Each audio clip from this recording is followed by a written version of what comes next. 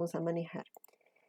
Como les había dicho Víctor el día de ayer, es importante para nosotros, digamos, iniciar con esta clase, aunque sé que muchos de ustedes ya están sensibilizados con R y RStudio, porque parte del diplomado tiene como propósito que todos podamos acceder al análisis de la información, sin importar si tenemos conocimientos previos de estadística univariante, de R o de programación. Entonces, hoy vamos a dar inicio con esta sensibilización sobre R, vamos a ver algunos trucos, vamos a ver cómo se instalan. Espero a todos los que están conectados vía Meet, todos los que están conectados YouTube y los que nos van a ver en streaming posteriormente, que sea de mucha utilidad.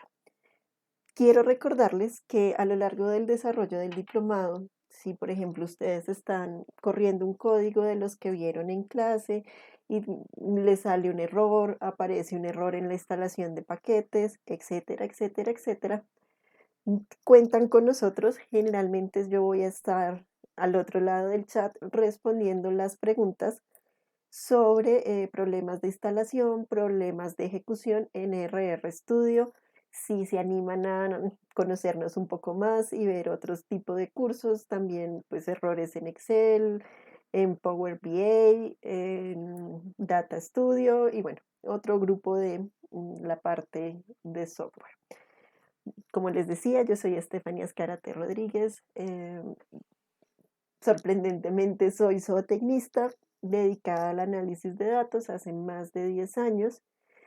Tengo una maestría en algo que se llama genética cuantitativa, que no es más sino una aplicación o una extensión de la estadística sobre el área de la genética. Y vengo a compartir con ustedes lo que les digo, esta primera parte de sensibilización con el R. Si en algún momento hay dudas, inquietudes, preguntas, por favor no duden en escribirnos. Estoy allí conectada viendo el chat y vamos a dar inicio. Entonces, permítanme 30 segunditos. Cambio la pantalla a pantalla completa para que podamos movernos con tranquilidad a lo largo de esta charla.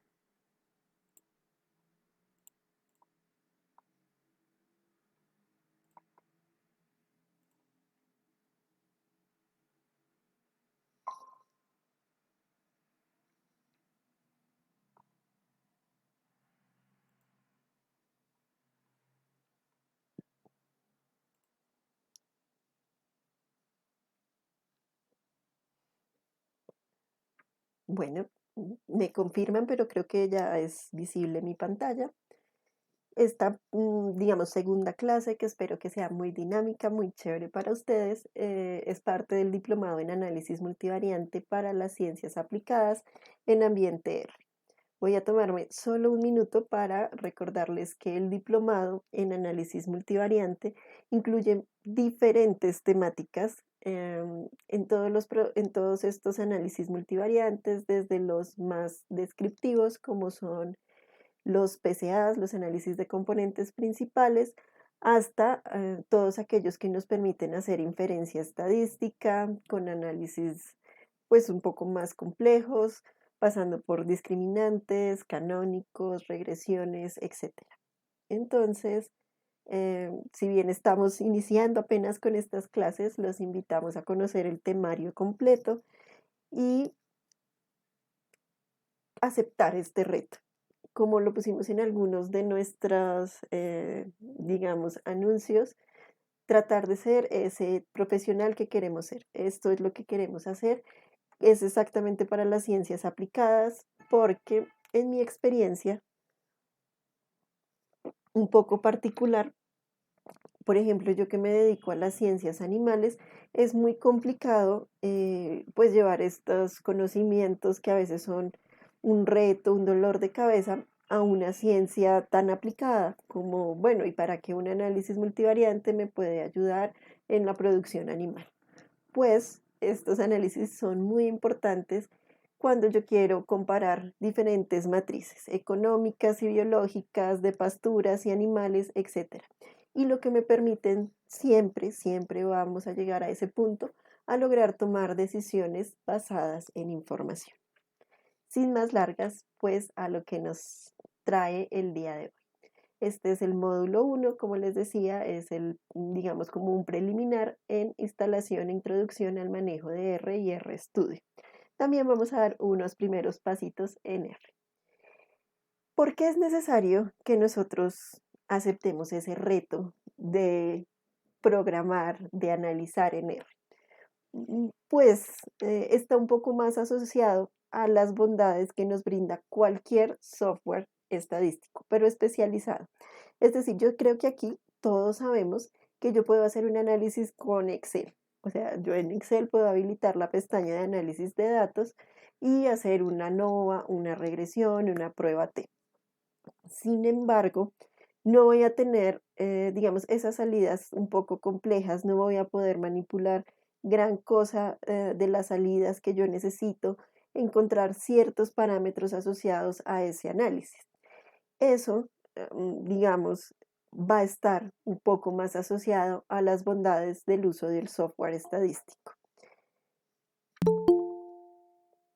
Ese software lo que nos va a requerir, y ustedes me van a decir, ¿cómo es una ventaja que el software nos exija bases teóricas y conceptuales? Pues por supuesto que es una ventaja. Es una ventaja porque, por ejemplo, en Excel, si yo le pido que haga una regresión, él me la hace. Pero, ¿qué tal que yo haya hecho una regresión con, yo qué sé, una variable codificada del 1 al 5? Entonces él me dice como, ah, sí, esta variable tiene un promedio de 3, pero si realmente 1 era equivalente a María, 2 era equivalente a Marta, 3 era equivalente a Juan, pues ¿de qué me sirve sacarle un promedio a una variable recodificada?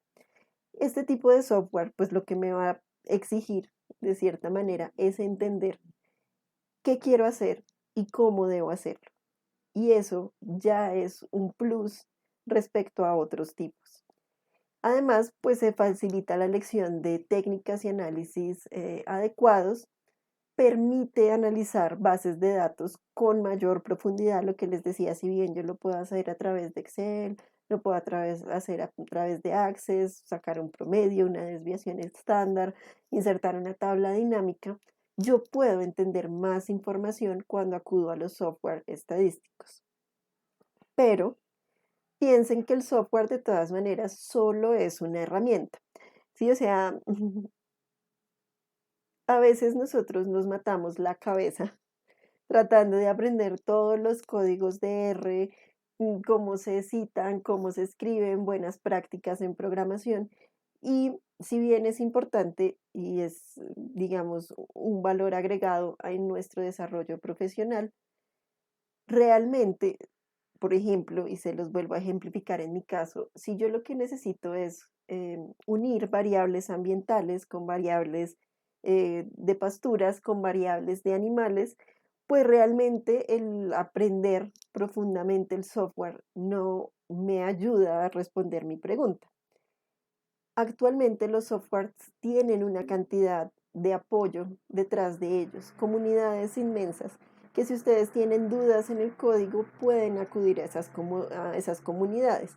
Por eso les digo, es solo una herramienta, es algo que no yo puedo aprender si es mi deseo, pero si no es mi deseo profundizar en el software, voy a encontrar quien me ayude a utilizar esa herramienta. Cada software que ustedes encuentran en el mercado tiene ventajas y desventajas. Esas ventajas y desventajas pueden agruparse como software que tienen un uso muy amigable con el usuario. Hay otros que tienen mucha facilidad al momento de cargar datos, por ejemplo, si yo los jalo desde SQL, los jalan muy fácil y con cierta eficiencia. Hay otros software que nos permiten gráficos bellísimos con tableros de control, dashboard muy elaborados. Hay un software que son, digamos, reúnen estas ventajas, pero en últimas tienden a ser costosos Hay software como es el caso de R, que lo vamos a ver en este momento, que nos permite tener códigos o scripts disponibles porque son códigos abiertos. Y hay software como por ejemplo SAS, cuya documentación y soporte técnico pues es inmenso. Además es muy fácil de acceder, aunque el manual SAS impreso es como 50 veces la Biblia, el manual SAS en Internet pues es bastante completo respecto no solo a cómo se utiliza el SAS, sino a la descripción de los procesos estadísticos. En últimas, es un libro de estadística muy fuerte o muy robusto. Entonces, miren que yo puedo jugar entre los diferentes software. Pero si llegamos a este punto y decimos cuál es mejor, pues depende de las necesidades que ustedes tengan.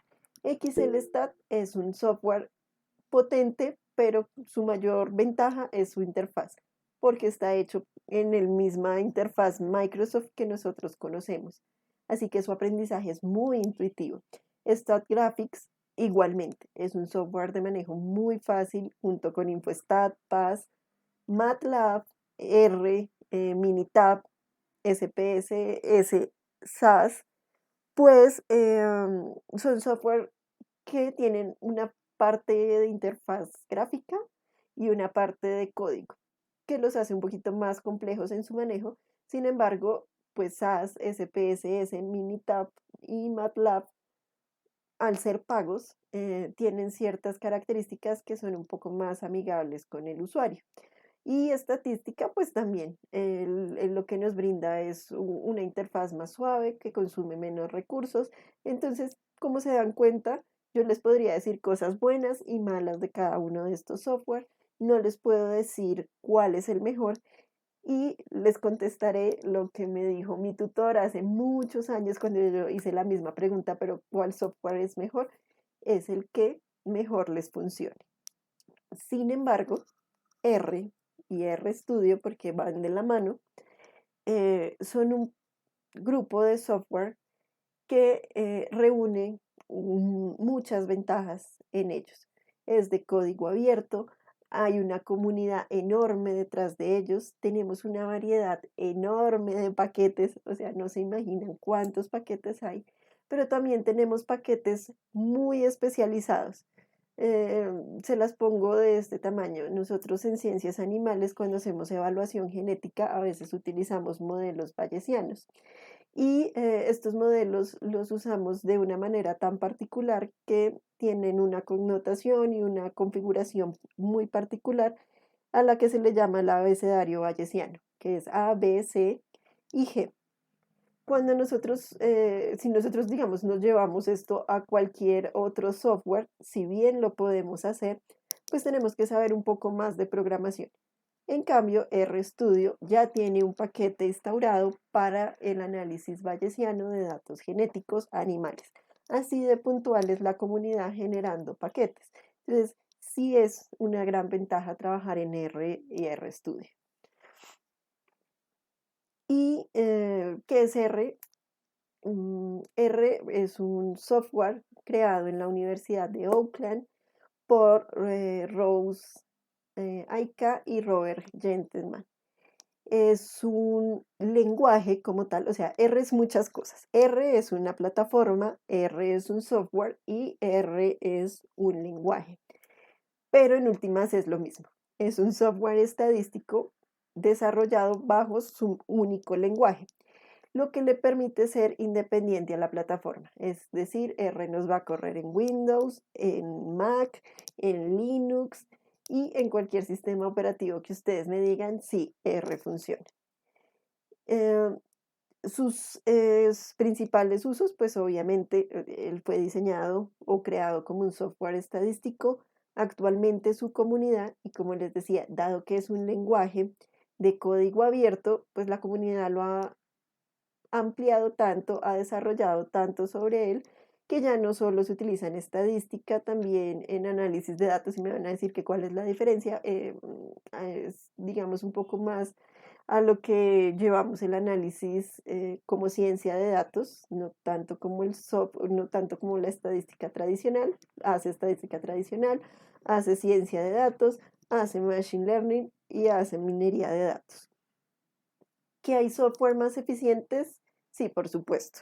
Eh, Python es mucho más eficiente en el procesamiento de grandes volúmenes de datos y eventualmente puede llegar a ser un poco más eficiente en la parte de Machine Learning. Sin embargo, R es bastante bueno, es bastante robusto y actualmente, como todo lo que ha pasado en R, tiene soluciones para para el cargar, para importar y para analizar grandes volúmenes de datos. Hay paquetes estadísticos específicos que están diseñados para el cargue de Big Data.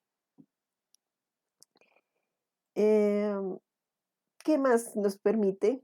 Pues hacer programación modular usando diferentes funciones, no solo funciones establecidas en los paquetes, yo puedo crear mis propias funciones dentro de la programación. Es adecuado para el manejo de datos, es un software de código abierto, que ya se los había dicho anteriormente. Es altamente extensible y eso se refiere a lo que les acabo de decir. Sí, al principio él era solo para estadística frecuentista tradicional. Actualmente su expansión es tan alta que lo que les acabo de contar tiene paquetes muy específicos y muy eficientes. Es simple, es efectivo, pero además yo le agregaría una cosa más y es que su aprendizaje es relativamente sencillo. Aprender R después de conocer más o menos cómo se escribe es algo que intuitivamente podemos tener. ¿Cómo es la instalación de R? Aquí está cómo se hace. Lo vamos a hacer en un minutito, junto también con la instalación de RStudio, pero quiero pasar a esta ventana antes de salirme de la presentación de PowerPoint para que veamos un poco los componentes que vamos a encontrar una vez tengamos instalado el R. Vamos a tener una ventana, la primera ventana, que es el editor.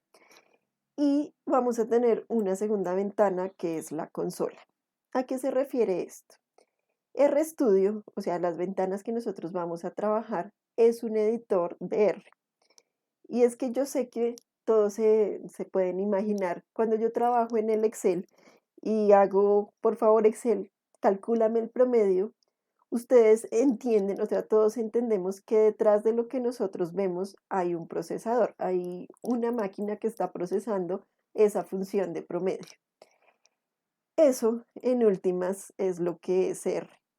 R como tal, cuando nosotros digamos que instalamos R, R es lo que nosotros conocemos como una consola. Y si bien yo puedo escribir directamente en la consola y puedo ponerle código a la consola y va a correr, el problema es que voy a tener problemas para guardar posteriormente el código. Y otra cosa que vamos a tener, y ya más adelante lo vamos a ver cuando lo estemos ejecutando, es que si yo escribo un código en la consola y le doy correr, él va a correr el código. Inmediatamente después me va a quedar el resultado. Si bien yo puedo guardar ese resultado, digamos, como ese proyecto que estoy haciendo, pues me va a quedar guardado de esa manera. Código, resultado, código, resultado. Y hay unos códigos que si tienen más de una línea, se van a saltar y posteriormente no nos van a correr.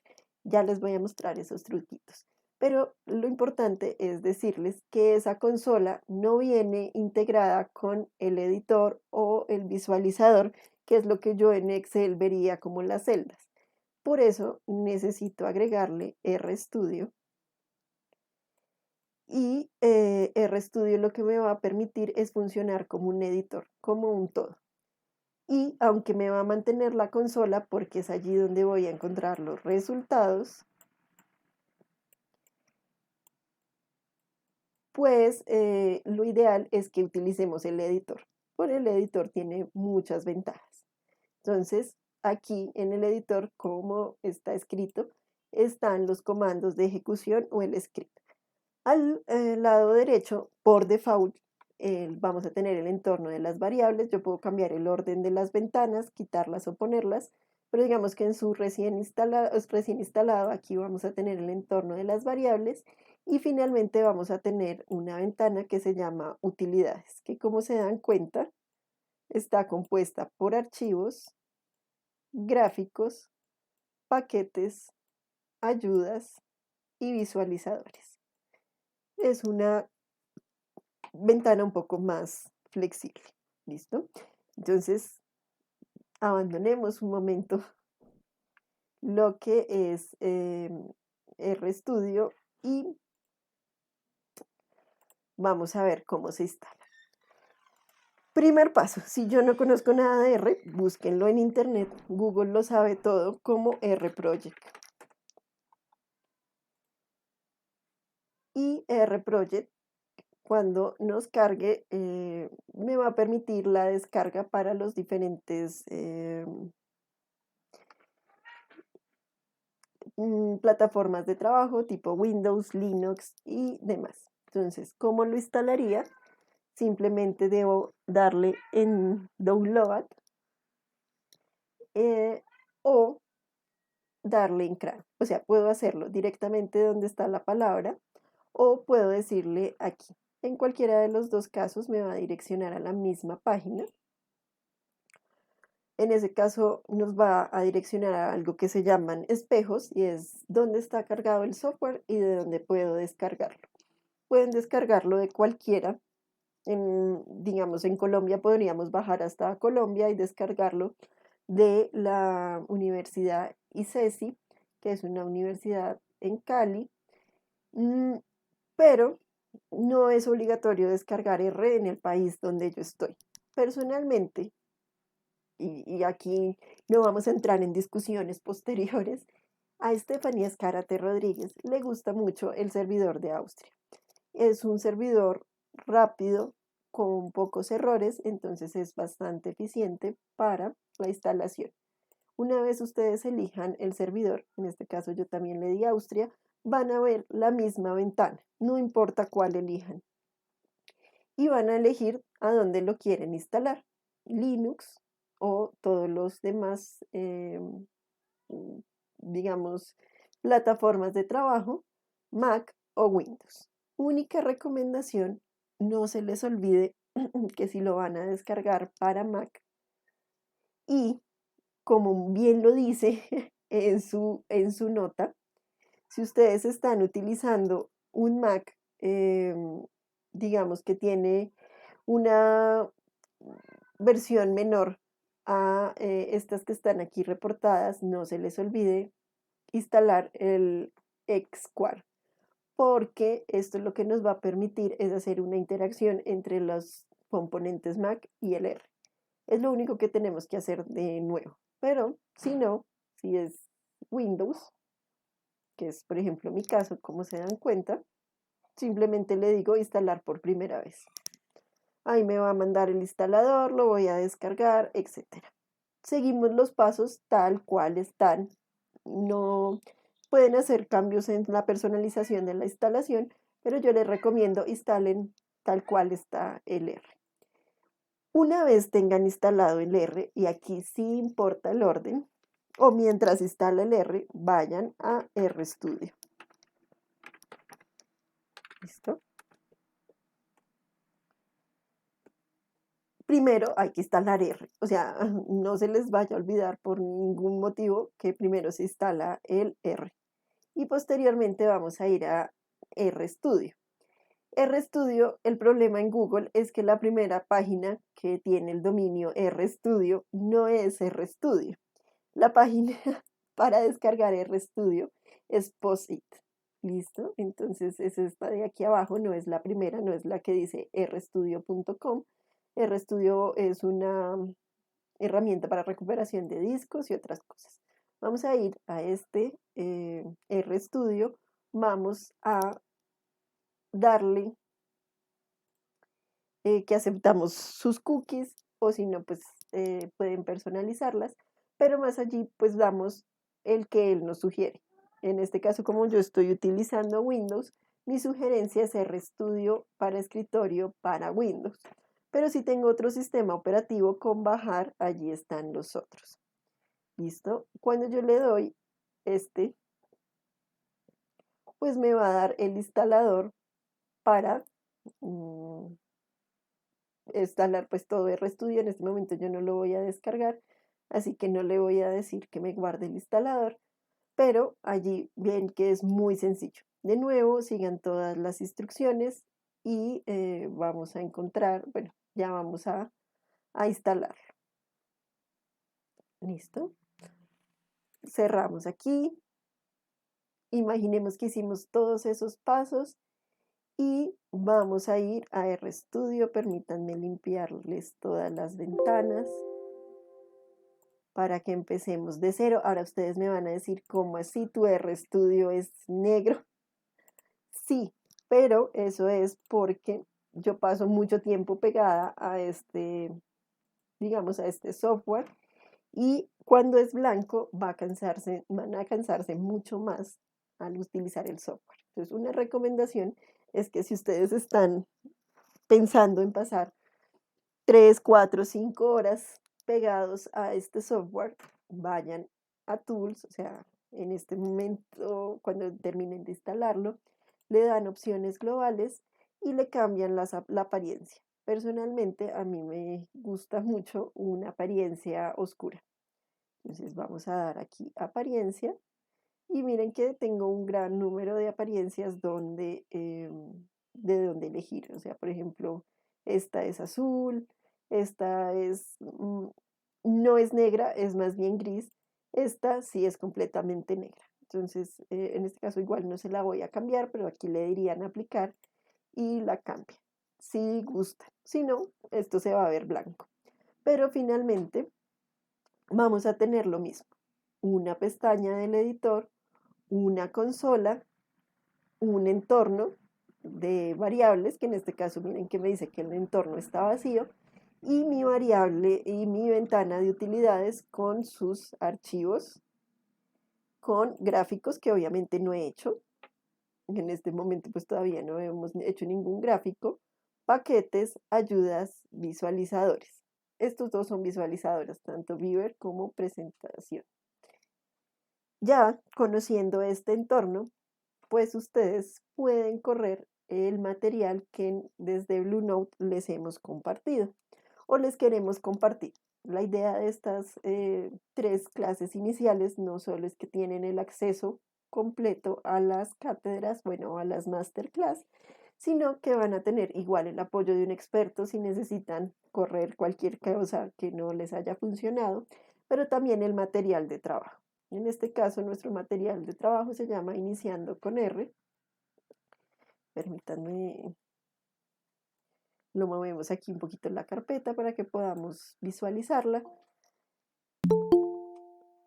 Y pues esta carpeta que va a tener la presentación, bueno, en PDF, cada uno de los códigos que es A, B y C, y va a tener la base de datos Stream Sales. Indicadores no la va a tener, indicador la vamos a correr en un momentito, pero pues vamos a tener esta carpeta de trabajo. Si ustedes no se inscribieron en el link que estaba en la publicación para Google Forms, porque está bien, es que no queríamos inscribirnos por allí y necesitan este material, lo pueden solicitar al correo info@bluenote.dataanalysis. Allí, pues, o sea, nos dicen cómo quisiera acceder al link de grabación y al material de trabajo y con mucho gusto se los compartiremos. ¿Listo? Vamos a iniciar con esto. Lo primero es saber dónde estoy trabajando y ya les voy a mostrar por qué. Yo no sé si todos ven o está muy chiquita, vamos a hacerle un truco aquí. En apariencia le voy a subir el tamaño de la letra para que todos veamos claramente lo que estamos haciendo. Listo. Rubén, regálame un segundo, cambio aquí la apariencia y ya le pido a alguien que nos escriba en el chat el correo.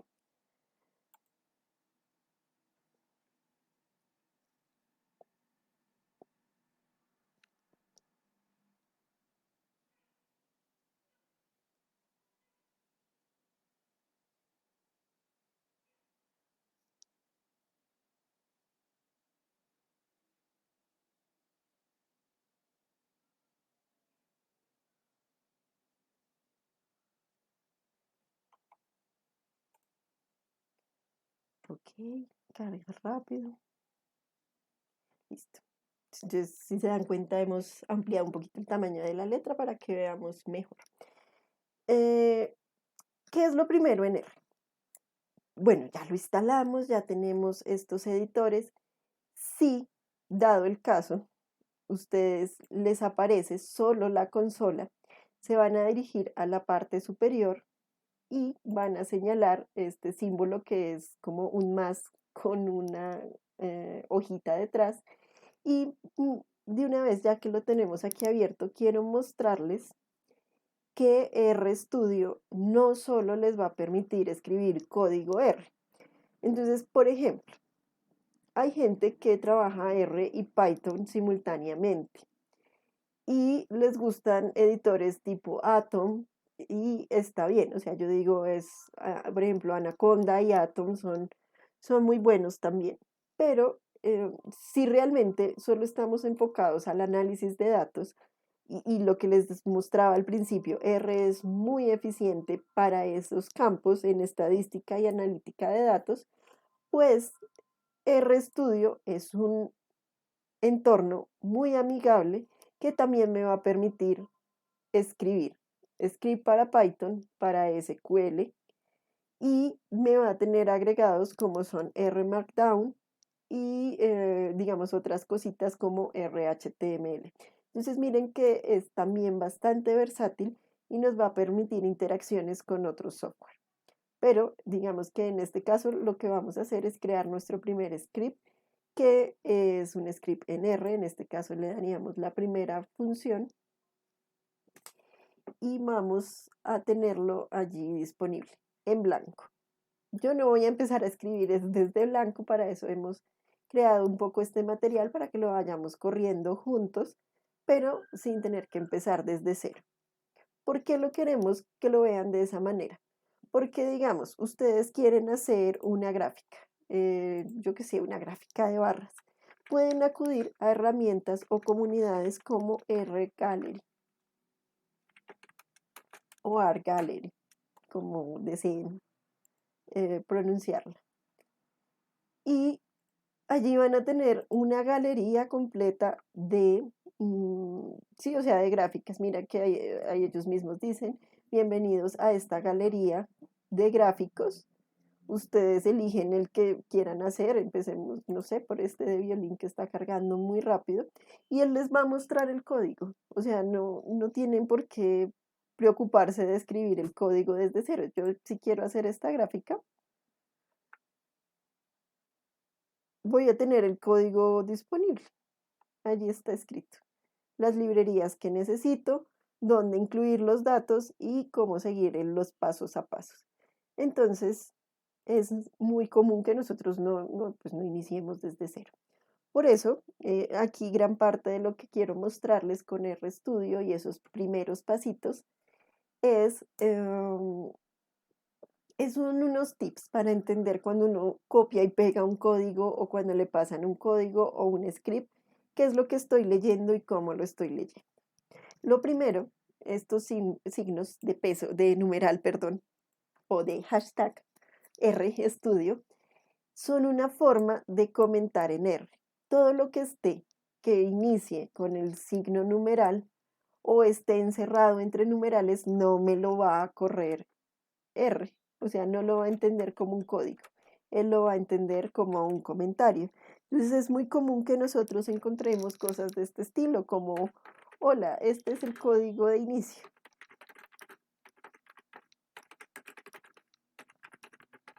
Y no voy a tener ningún problema porque esto no lo va a correr. ¿Listo? Además, pues las últimas versiones de RStudio nos corrigen la ortografía. Entonces, miren que es, o sea, si yo le doy room, no va a pasar absolutamente nada. Eso es lo primero que debemos saber. Cuando encontremos numerales, lo que nos están diciendo es un comentario o un título. Yo además puedo comentar sobre líneas de comando. Entonces, yo puedo ejecutar esta línea y ponerle al frente numeral. Esto me permite ver el directorio.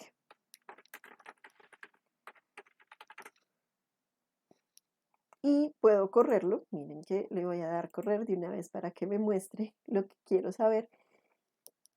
Y miren que funciona perfectamente.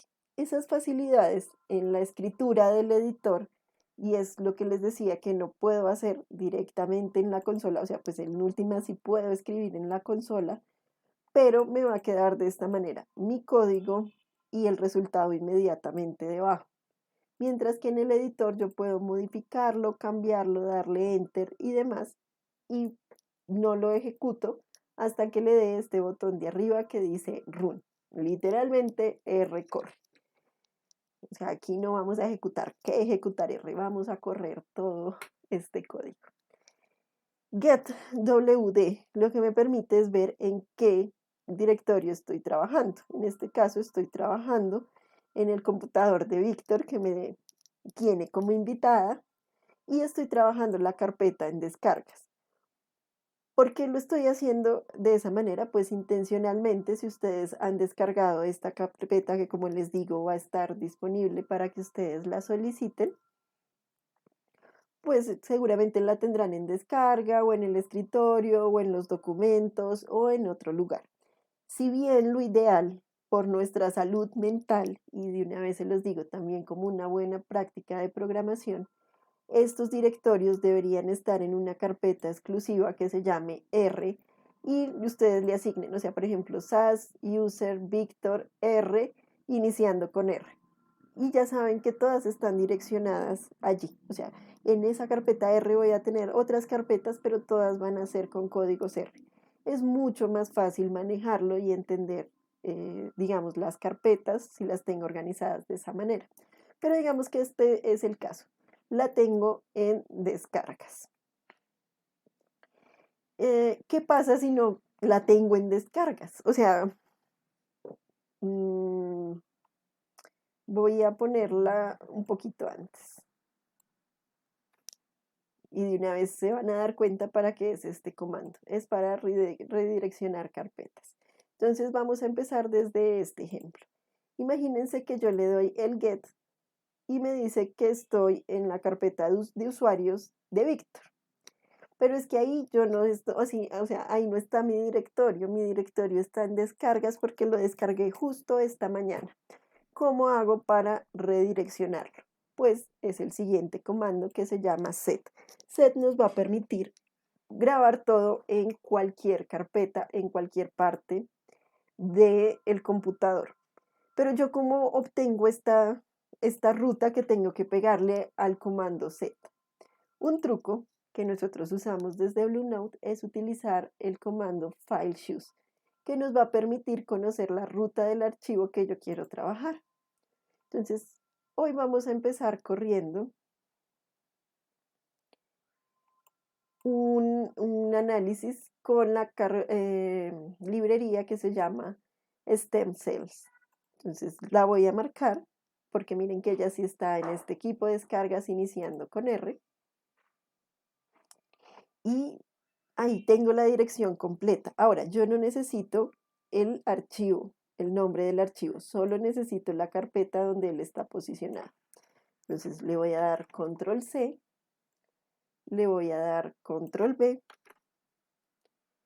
le voy a cerrar las comillas porque vieron que me quedó una abierta. Esto es de las primeras cosas que ustedes tienen que aprender a identificar en el R. Si hay un error, o sea, si hubiéramos tenido un error, aquí hubiera aparecido con diferentes colores. Vieron que inmediatamente me cambió a amarillo, es que me quedaron dos comillas abiertas. Entonces, le voy a quitar una y ya solo en amarillo están las rutas de dirección. ¿Listo? Ahora sí le voy a decir que me lo corra allí en ZW. Y estoy lista porque ya sé que todo lo que yo haga, todo lo que yo guarde, todo lo que trabaje en esta sesión va a quedar guardada en esa carpeta que se llama Iniciando con R. ¿Listo? ¿Por qué deberíamos hacerlo? Les voy a poner un ejemplo, digamos con esta que acabamos de crear, de buscar, que es la ruta del archivo que yo estoy buscando. Aquí más abajito ya les voy a explicar qué es esto. Permítanme correrlo y ya nos devolvemos sobre nuestros pasos. Si yo incluyo la ruta de trabajo completa y corro digamos, código que me va a permitir cargar la matriz prueba, o más bien el data frame prueba, mírenlo, ahí ya lo tengo.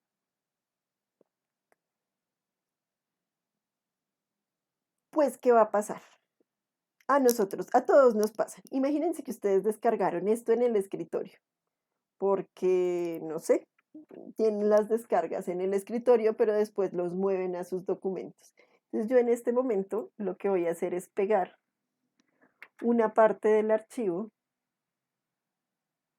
y permítanme que tengo que abandonar la presentación aquí para poder ver mi escritorio. Ah, y aquí voy a pegar eh, pues el archivo.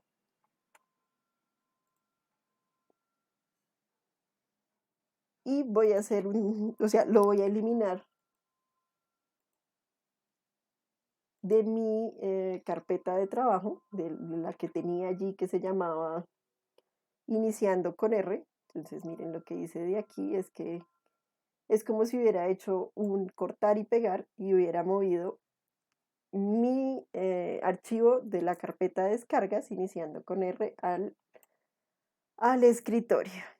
¿Listo? Entonces, si yo vuelvo a correr esto, digamos, iniciando con R que teníamos aquí, lo moví de descargas al escritorio. Y es que ahora sí me haces caso. Miren que me va a generar este tipo o sea, no encuentro el archivo, no sé, o sea, aquí hay un error porque esta ruta que yo antes tenía ya no me funciona, ya no está en esta carpeta y entonces pues no me va a correr. ¿Qué pasa si yo lo utilizo redireccionando exclusivamente la carpeta? No voy a tener que correr todo esto, solo voy a tener que poner aquí el nombre del archivo porque el resto del nombre de la carpeta está aquí arriba. Permítanme restauro, deshacer, eliminar.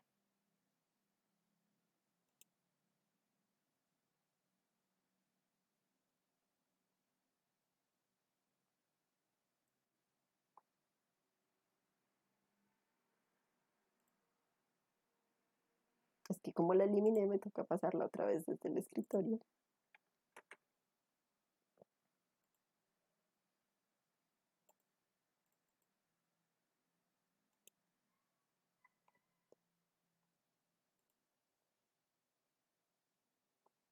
Listo, voy a borrarlo.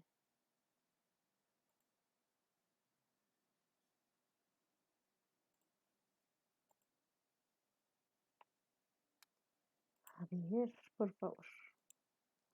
Es que también está sufriendo el computador por, pues porque estoy con el Meet, estamos transmitiendo a YouTube, entonces es complicado. El pobre está aquí sufriendo un tris.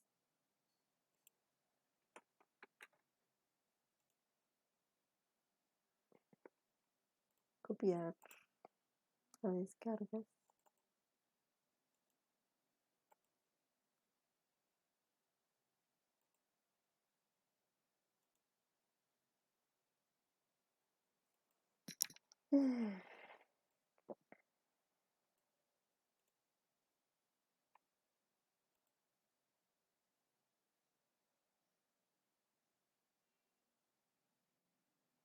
Ya aquí, bueno, tengo limpia y voy a limpiar la parte de arriba también para que no nos veamos que sí funciona el código de esta manera. Entonces, lo primero que tengo que hacer es de nuevo redireccionar a descargas. Ya sabiendo que estoy aquí, puedo correr la base de datos y la tengo aquí disponible.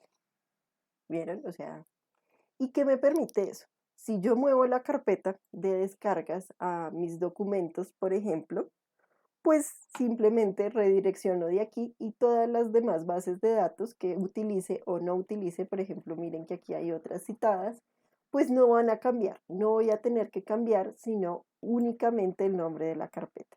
Entonces es una forma más eficiente de estar redireccionando el escritorio de trabajo. Por eso es importante que empezamos por conocer dónde estoy trabajando y dónde quiero trabajar. Ahora vamos a este punto que dice abrir librerías.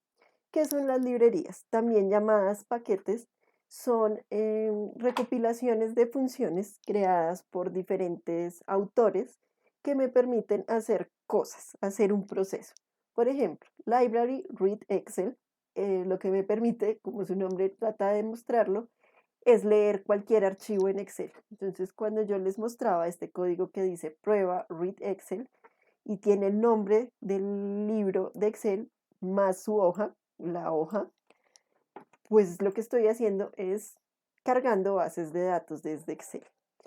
¿Cómo más puedo hacer esta carga? Si es que yo no quiero utilizar código o estar pensando en las carpetas o diferentes, digamos, las dificultades que pueden traer allí. Puedo hacerlo por import dataset. Import dataset es una forma de cargar cualquier archivo en cualquier formato. Miren que, bueno, ahorita se los muestro nuevamente. Import Dataset tiene para TXT, CSV, Excel, SPSS, SQL, bueno, diferentes formatos. Todos los pueden cargar desde aquí. Aquí también les va a permitir que o sea, pues cuando ustedes le digan browse, les va a permitir elegir la ubicación del archivo. Como yo ya lo tengo direccionado sobre esta carpeta, voy a poder señalarla directamente y le dice no. ¿Cuál es la ventaja de hacerlo por este entorno? Bueno, que nos permite hacer ciertos manejos previos de la base de datos. Y ya, digamos, más adelante vamos a profundizar en cómo son las variables, cuáles son el tipo de variables que yo puedo utilizar, que no puedo utilizar, etcétera. Pero bueno, la primera gran cosa es que pues nos permite hacerlo sin escribir el código, aunque posteriormente me va a permitir copiar y pegar el código en mi script de trabajo. Adicionalmente me va a permitir elegir la hoja de trabajo, me va a permitir quitar o no columnas, por eso tengo la opción de skip. Entonces, miren ahí ya me cargó, me previsualiza solo. Me hizo la previsualización. Aquí yo le puedo cambiar el nombre. Por ejemplo, esto se llamaba prueba, pero 1. Y en este caso nosotros tenemos solo dos valores, antes y después, y ambos son numéricos. Pero imagínense que fuera el caso que les decía. Yo recodifiqué nombres de personas por cuestiones de manejo de datos personales del 1 al 100. Y obviamente él me lo va a leer como un número, pero yo puedo obligarlo a que me lo lea como un carácter. Entonces miren que desde aquí yo le puedo decir, no, no, esto no es un número, esto es un carácter. Y él va a hacer la importación con esas características, agregando a todo el código de trabajo lo que yo le diga que haga. Otra cosa que nos va a permitir hacer es que, por ejemplo, hay bases de datos, sobre todo cuando ustedes las jalan desde SQL, que los blancos no vienen como blancos, vienen como guiones, vienen de este estilo. Cuando yo le escribo esto a el código, miren que él me lo agrega al código, él me va a quitar, me va a reemplazar todos los guiones por valores en blanco. Entonces ya hago una corrección muy rápida. Entonces miren que este método de importación también es útil. ¿Cuál es su desventaja? La misma. Si yo cambio, eh, le hice un cambio a esta base de datos, tengo que volver a entrar, tengo que darle otra vez. Entonces lo ideal es que si utilizan esta metodología, igual, control C, aquí le dirían importar, yo no lo voy a poner a importar en este momento, y péguenlo en su entorno de trabajo, porque de esa manera pueden, es que le cambié un número en el Excel.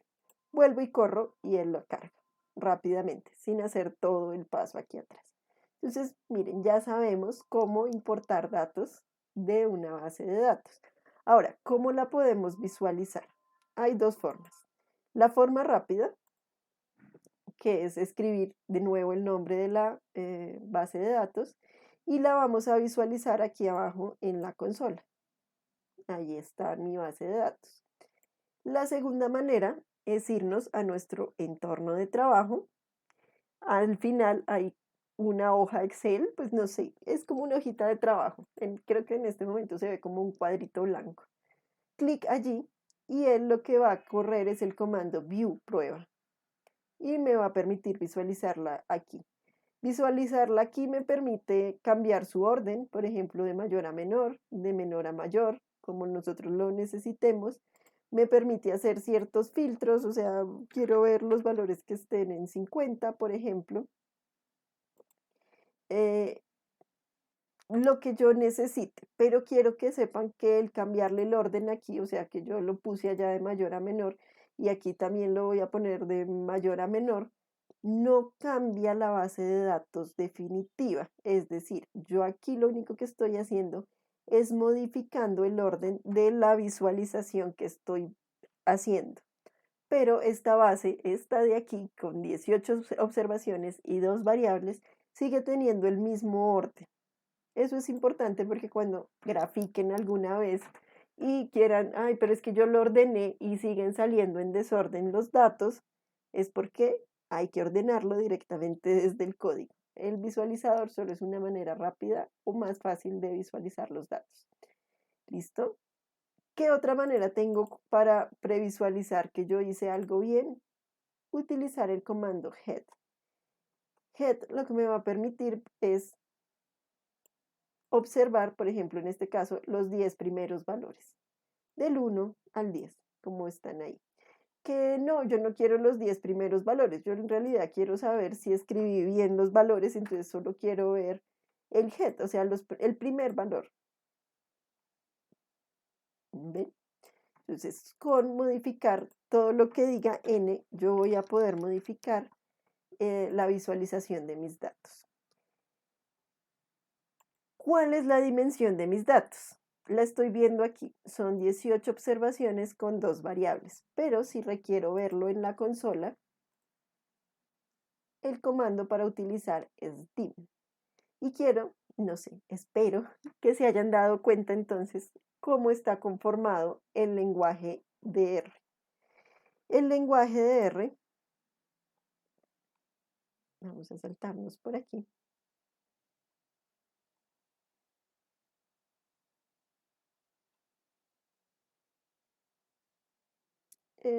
Está conformado, o digamos que la estructura funcional de cualquier código en R está dado por una estructura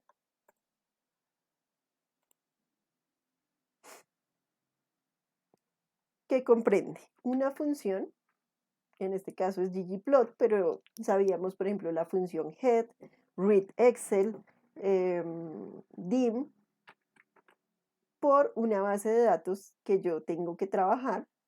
Entonces, por eso vieron que dim de la base de datos prueba. Y un grupo de, digamos, complementos para que la función entienda qué tiene que hacer.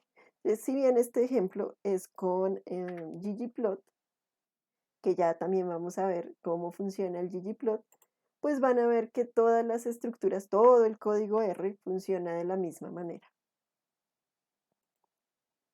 ¿Listo?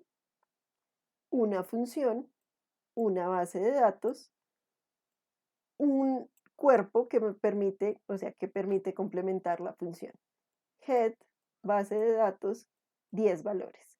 Dim, pues le puedo pedir otros complementos, pero básicamente le estoy diciendo, por favor, dame las dimensiones de la base de datos prueba. Supply lo que me permite es identificar cómo son las características.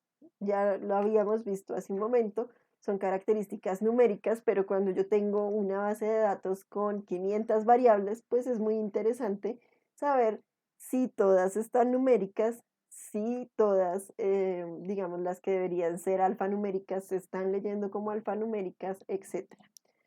No tengo que devolverme, por ejemplo, a cargar de nuevo la base de datos si me leyó una numérica, una alfanumérica, una de texto, como una variable numérica. Para eso hay funciones, como es el caso de asNumer, o sea, como escribámosla de esta manera. O sea, vamos a cambiar, por ejemplo, la before por una forma de texto.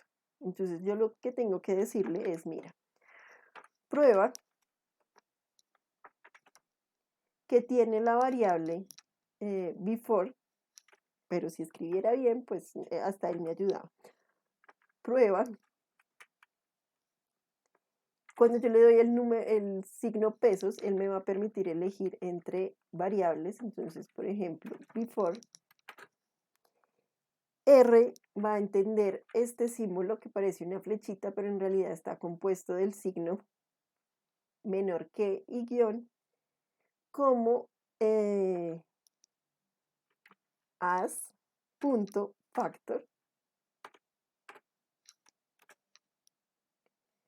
y para no tener que volver a escribir de esto.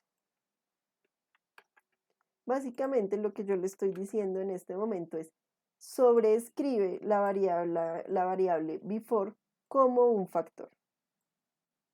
Entonces, eso también es una estructura dentro del lenguaje R. Y este es el signo de asignación. Entonces, estoy pidiendo que le haga algo basado en una función. ¿Listo? Eso es la forma de corregir. Por ejemplo, que aquí me salieron los dos numéricos y yo decía que es que esta no es numérica, esto es un factor. Lo puedo cambiar rápidamente. Entonces, le voy a decir que lo haga. Vamos a volver a correr Sapli. Y miren,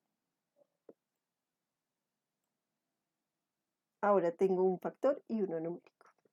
¿Listo? ¿Qué más podemos hacer? Podemos hacer los recuentos de una variable.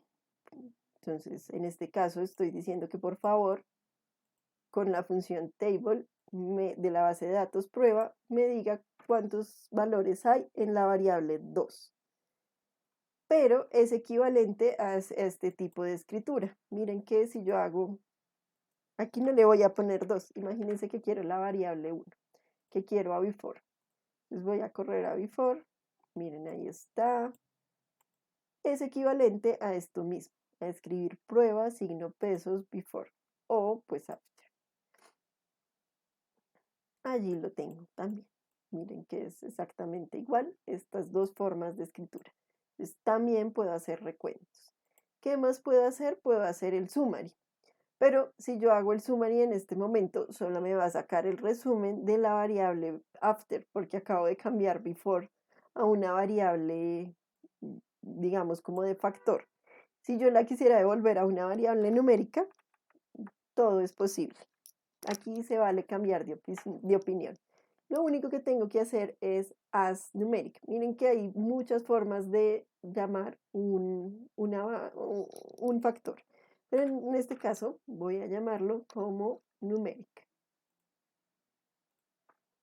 O sea que me lo vuelva numérico otra vez.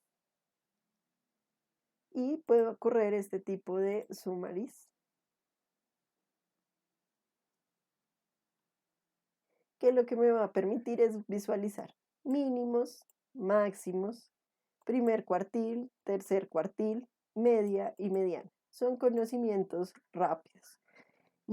¿Qué me permite ver esto? Por ejemplo, si el mínimo y el máximo son coherentes. A veces me pasa a mí mucho en producción animal que cuando hago los summaries, imagínense, peso en ovejas, mínimo 0, máximo 30. Ningún peso es 0.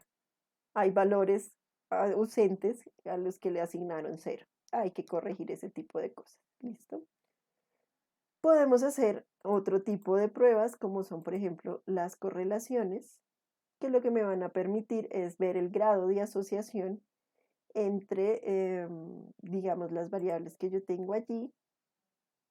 Es un análisis descriptivo muy rápido entender si esas variables están relacionadas de alguna manera.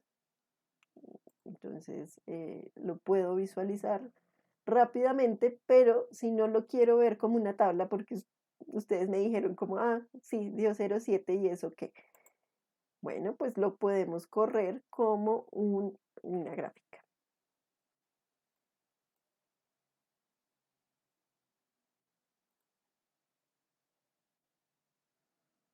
¿Listo? Esperemos un segundito que nos cargue la gráfica. Listo, allí ya la tenemos. Tenemos before y after. Si hay un tipo de relación entre ellas y simplemente puedo ver el grado de relación entre ellas, va a ser una línea recta aquí de puntitos. De todas maneras, yo sí veo un grado de asociación entre ambas variables a través de la gráfica. Yo me voy a detener a explicar mucho, digamos, este tipo de gráficas de relación, porque para eso tenemos todo el tiempo del mundo en el diplomado. Después vamos a entender cómo son todas este tipo de gráficas. Permítanle cargar y digamos, si yo le digo plot, miren que cuando digo pairs, lo que estoy viendo es el grado de asociación entre ellas. Pero cuando digo plot, o sea, simplemente plot, haz una gráfica, lo que me va a hacer es una gráfica de dispersión y me va a tener en cuenta las dos variables. De nuevo voy a poder visualizar si hay una tendencia a que los valores estén relacionados. Yo sí veo una ligera tendencia si tras una línea allí. Pero miren que aquí hay una cosa que está resaltada en rojo y está resaltada en azul. Esto es una ayuda de el RStudio, de la última versión de RStudio, para poner colores. Entonces, por ejemplo, yo ahí puse un color y todavía no me lo reconoce, o sea, no sabe qué es lo que le estoy escribiendo. Pero si yo le escribo con minúscula, porque entonces se van a dar cuenta que aquí es muy importante las mayúsculas y las minúsculas, ven que inmediatamente me muestra, me previsualiza cómo se va a ver ese green en mi gráfico. Entonces, al poner ese tipo de colores allí, voy a tener la misma gráfica que tenía anteriormente, pero con ese color verde chillón que está ahí. ¿Listo? Pero el tener el color verde chillón me permite identificar si estoy haciendo bien la gráfica. ¿Ven? No se ve absolutamente nada, se me perdieron los puntos. Pues entonces, busquemos colores más adecuados. Black, pues me va a mostrar la gráfica como estaba inicialmente. Lo mismo pasa cuando le agrego colores como blue. Entonces aquí me va a permitir previsualizar los colores. ¿Qué más puedo hacer? Puedo construir una base de datos comprendida, o sea, con otras cositas que voy a verlas. Justo, no sé si alcanza a ver, aquí arriba dicen vectores, matrices y listas. Allí voy a explicar qué es cada una de estas cosas, pero miren que yo puedo correr, o sea, en vez de importar un data frame, una base de datos, puedo crearla escribiendo código. En este caso, indicadores. Indicadores va a estar constituido, o sea, quiero que me cree una base de datos, quiero que haga algo que está escrito a mi lado izquierdo, en base a una función del lado derecho, con el signo de asignación. ¿Cuál es la función? Cbin lo que me va a permitir es unir vectores. Y por eso les digo, en un momento ya les explico qué es un vector. Pero lo que me va a permitir es unirlos. Y un error, estamos viendo todos el error, es a propósito. Es lo mismo que les decía del color de arriba. Pop está con minúscula cuando yo la creé. Por tanto, él no va a encontrar, por eso el error dice object pot no found.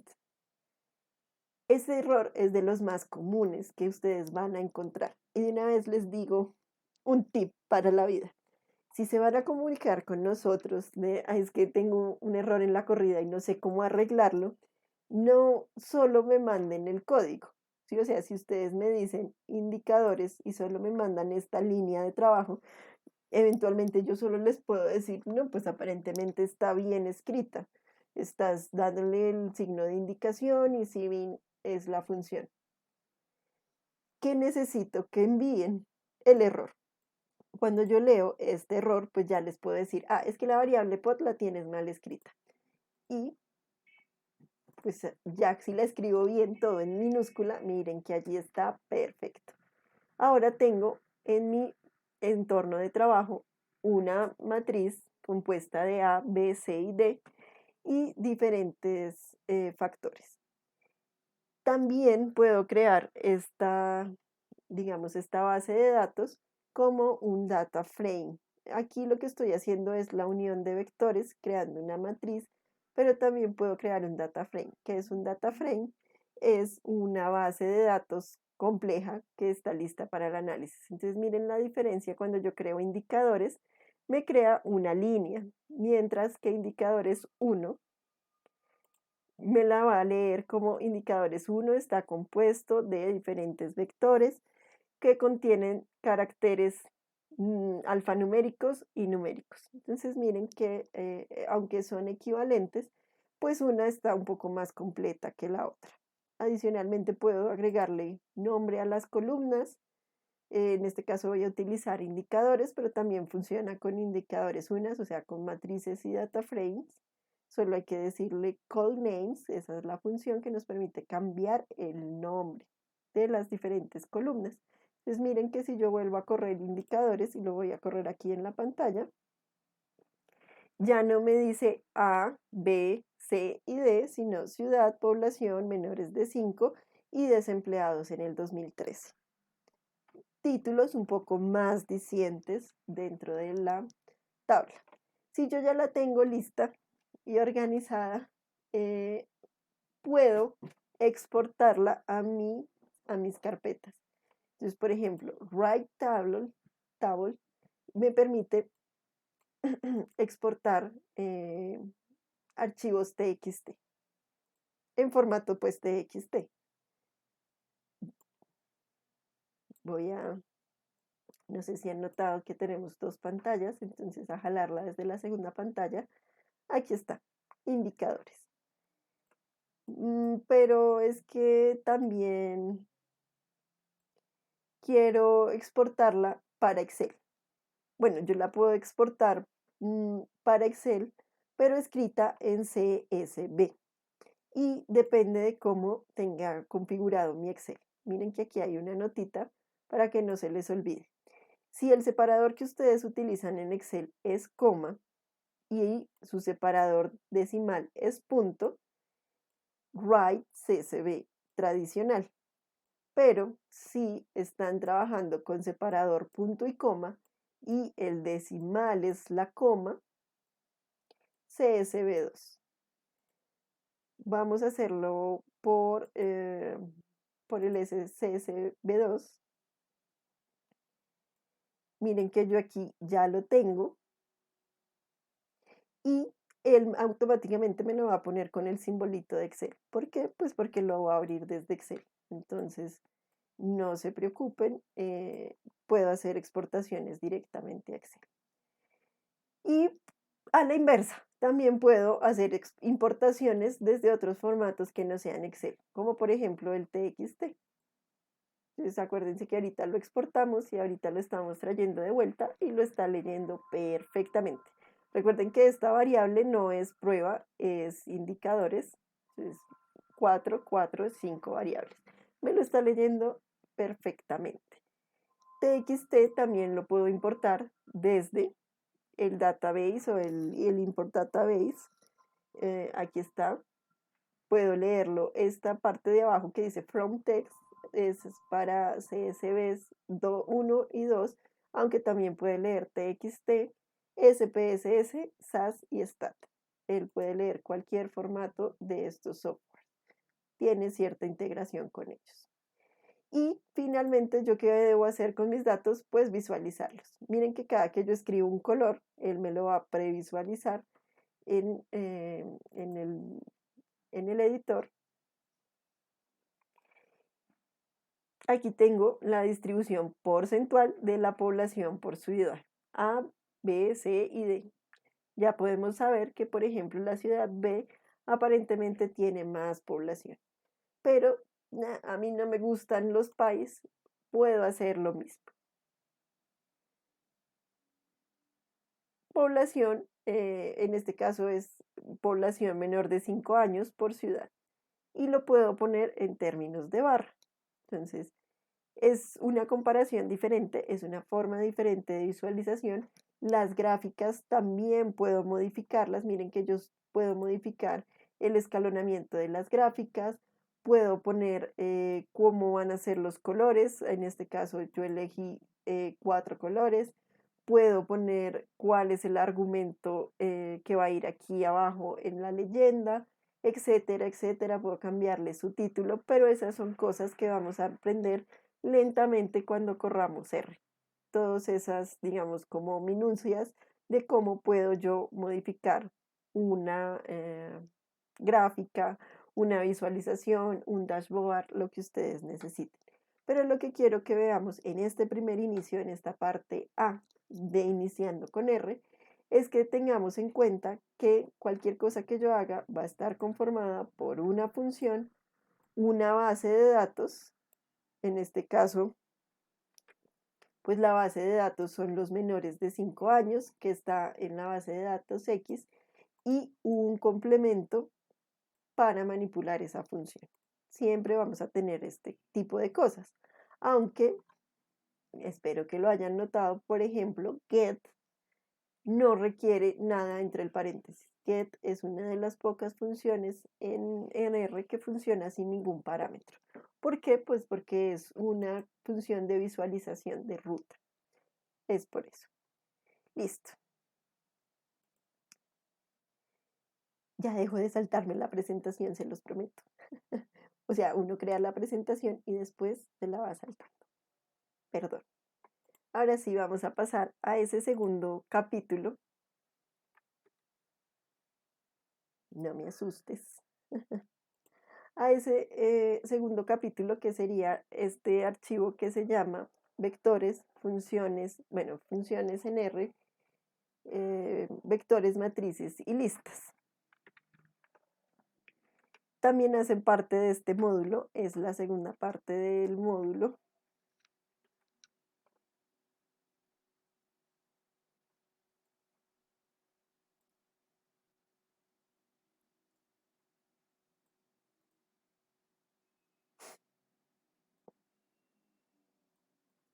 Y está un poco concatenado a lo que son buenas prácticas, que es lo siguiente que vamos a ver.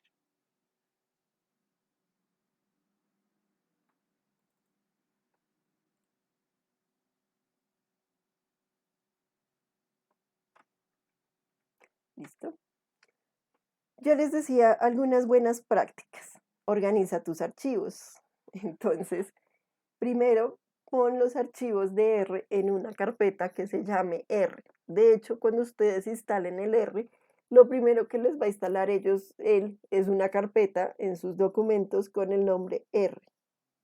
Traten de poner sus documentos allí, porque eso les va a facilitar no estar donde deje ese archivo por todo el computador. Además, utiliza un sistema de control de versiones. Lo ideal es que tengas una primera base de datos intocable. Es la vaca sagrada de tu computador. No la vas a tocar. ¿Por qué? Porque si yo me equivoco en otra versión o si pierdo información en una versión posterior, voy a tener cómo recuperarla. Tengo un sistema de recuperación de esa base de datos. Entonces, por lo general, script versión 01 no está corregida.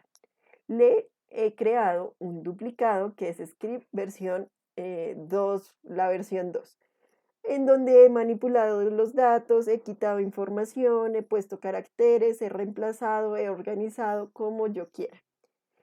Y, por ejemplo, las versiones 2.1 es cuando no hago grandes cambios sobre la base de datos, pero, por ejemplo, le cambié solo el nombre a una variable, sin cambiarle la estructura a la base de datos. Entonces, 2.1 son cambios pequeños, mientras que la 1 a la 2 pues son cambios importantes.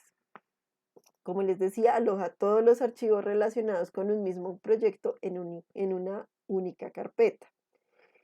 Eh, Evita guardar los workspace y ya ahorita que cerremos R les voy a decir qué es un workspace, pero digamos es que el ambiente de trabajo completo porque vas a acumular objetos innecesarios. Solo guarda el código. Ya ahorita volvemos a R.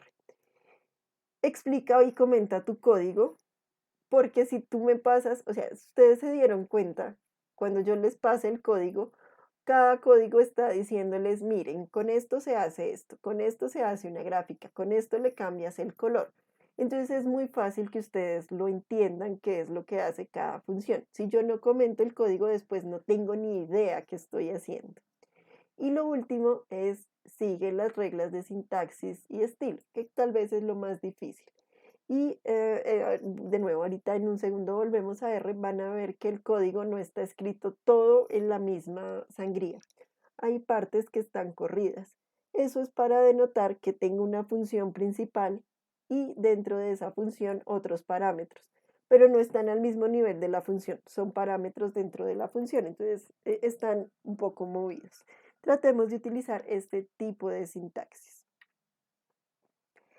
Evita errores, o sea, emplea nombres informativos cuando estés utilizando títulos, pero escribe los códigos de forma modular. Es decir, por ejemplo, yo quiero hacer estadística descriptiva.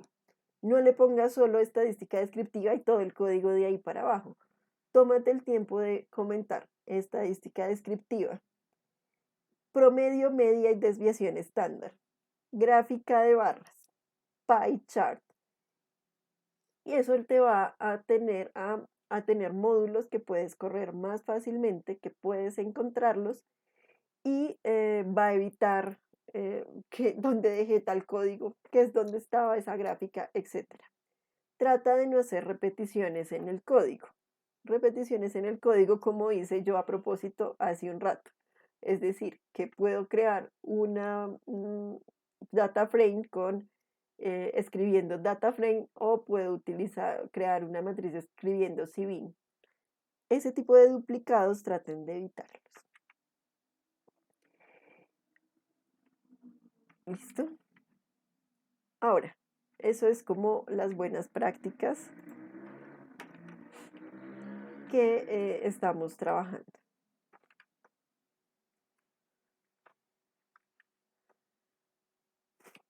Algunos consejos. Trata de, si tienes el tiempo, de leer y entender el código de otros. O sea, como que está tratando de escribir y de hacer este código. No te frustres si no lo entiendes. Esto es una parte de paciencia práctica y también una parte de resistencia. Si tienes códigos viejos, yo no sé si a ustedes les pasa, pero digamos, yo utilicé un código para analizar ovejas en mi tesis, trata de actualizar ese código. O sea, no voy a correr ese mismo código para las ovejas actualmente porque probablemente hay maneras más eficientes de solucionarlo. Y si tienes tiempo, experimenta. Es muy divertido jugar en R cuando uno está aprendiendo a utilizarlo. ¿Listo? Ahora sí, vamos a crear matrices, vectores y a empezar a sacar estadísticos básicos, que esto es, digamos, como lo que también nos trae al día de hoy. Recordar un poco de esos estadísticos básicos que nos van a servir posteriormente en los análisis multivariantes.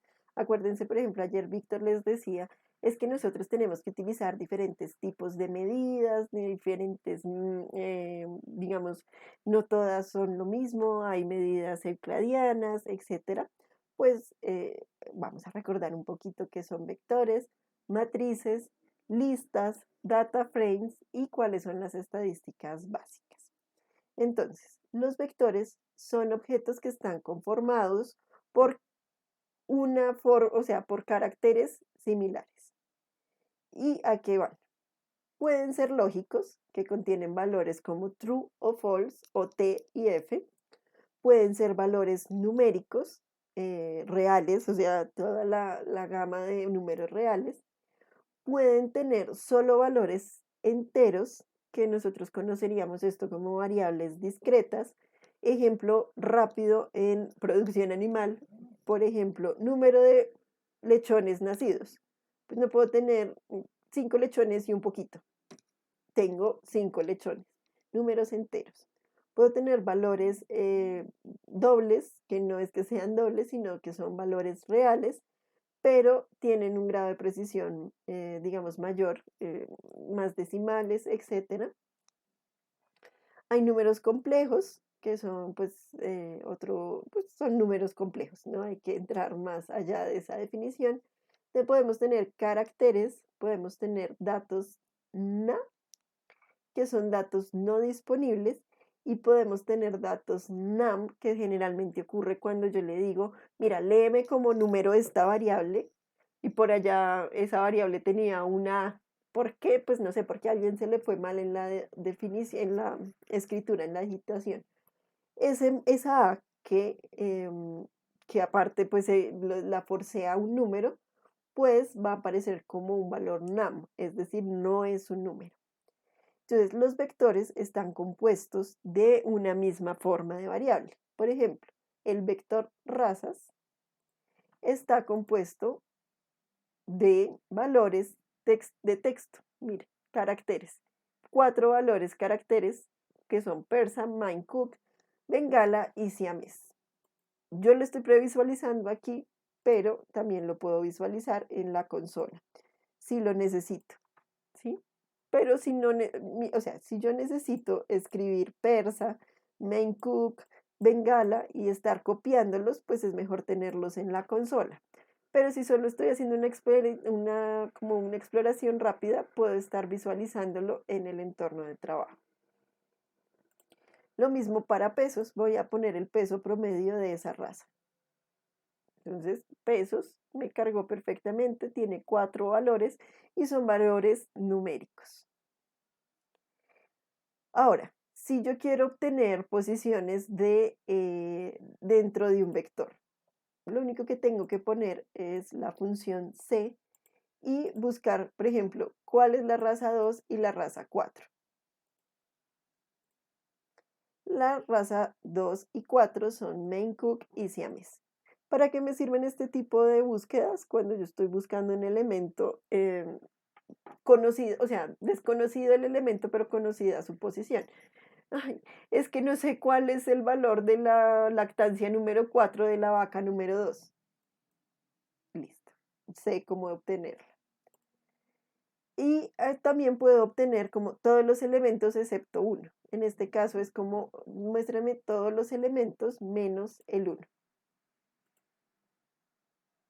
Entonces ahí están todos los elementos menos los unos. Puedo, digamos, crear vectores lógicos. Puedo crear vectores que son secuencias. Imagínense que necesito recodificar los nombres de las personas por manejo de datos y son 500 personas.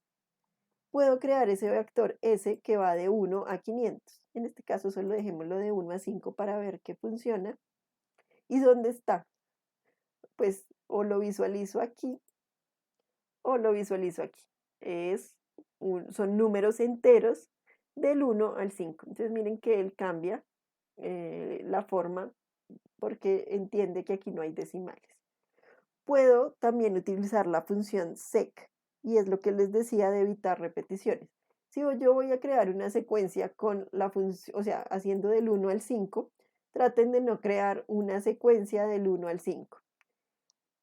Ventajas de utilizar la función sec sobre digamos, la forma rápida que me permite utilizar diferentes componentes, desde 0 hasta 20 de a 4 valores. 0, 4, 8, 12 y 16. Puedo utilizarlo con este tipo de encabezados que me permiten a mí entender el código, y es lo que les decía en las buenas prácticas. Traten de hacer de su código claro, o sea, si ustedes leen este código, yo entiendo que va de 0 a 20, pero si leo este código, pues no sé, o sea, asumiría que es eso, pero no tengo una determinación clara. Entonces miren que es posible utilizarlo de esta manera. La función legout lo que me puede permitir es particionar, o sea, yo no sé cuántos bloques tengo que hacer de ser, o sea, no sé de qué tamaño es la longitud que me va a tocar si yo necesito hacer 5 bloques en una secuencia de 0 a 20. Es lo que estoy haciendo aquí, que como ven, su escritura es igual a esta. Por eso les decía que es un poco más complicado de entender sí, o sea, como estás haciéndolo de tanto a tanto por 4 números o lo que necesitas es particionarlo en 5. Aunque ellos entienden, o sea, la función sec es equivalente esta forma y esta forma. Se los demuestro, por supuesto. Ahí está sec. Voy a darle muchos enters a la consola, pero es simplemente para que me permita subirlo y lo veamos más claramente. Aquí está. Y si yo lo corro así, ahí está. Es exactamente lo mismo. Entonces, de nuevo, como buena práctica, traten de tener códigos claros y que sean replicables para otras personas. ¿Qué puedo hacer con los vectores?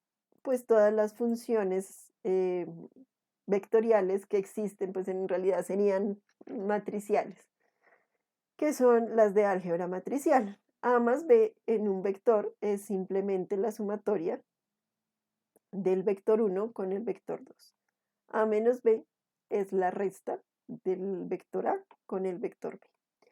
A por b, y aquí está uno de los trucos, es el vector, o sea, 2 por 50, 4 por 40, 6 por 30, 8 por 20 y 10 por 10, que no es lo mismo al producto de los vectores. Cuando ustedes entren al álgebra matricial y si en algún momento necesitan ayuda para entenderla, claro que con todo el gusto del mundo estaremos para responderles. Lo que se hace en realidad es multiplicar en algo que se llama producto cruzado. Y el resultado de un vector por otro vector es un escalar. Yo sé que sonó raro, pero lo que quiero decir es que un vector multiplicado por otro vector en su forma matricial me va a dar un único número. ¡Tarán! Si quieren saber cómo hace la operación internamente, ahí está escrita en el comentario. También puedo hacer sumatoria de todos los elementos de un factor o de algunos elementos de un vector, como por ejemplo en este caso, hazme la sumatoria de la matriz A, pero solo los valores que sean mayores de 7. ¿Listo? Las listas son, a ver, ya les decía, los vectores están conformados por una misma forma de la variable. O son numéricos, o son de carácter, o son enteros y demás. Las listas pueden contener diferentes vectores con, o sea, objetos distintos. Por ejemplo, la lista inicial está compuesta de los vectores A y B.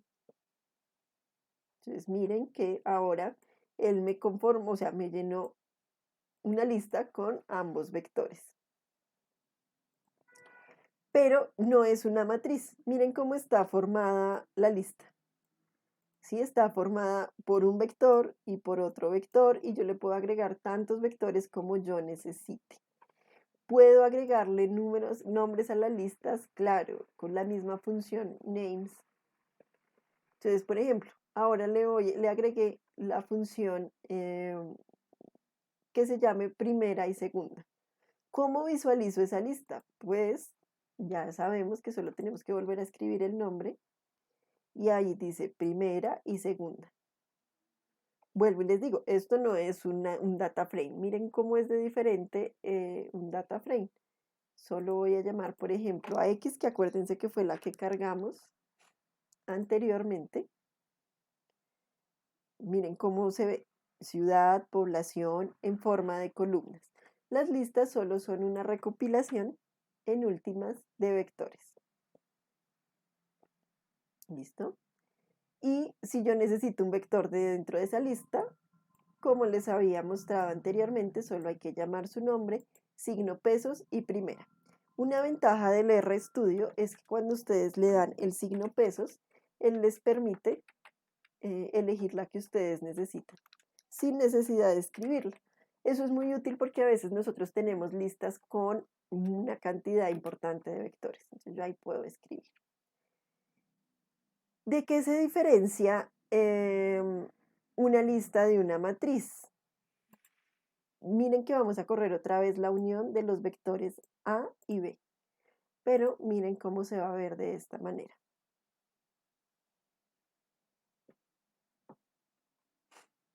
Hay que correr a A para poder visualizarla. ¿Ven cómo está poniendo los vectores? O sea, puso el vector 1 que iba hasta 10 y el vector 2 que va de 50 hasta 10, disminuyendo, 50, 20, 30 y 10.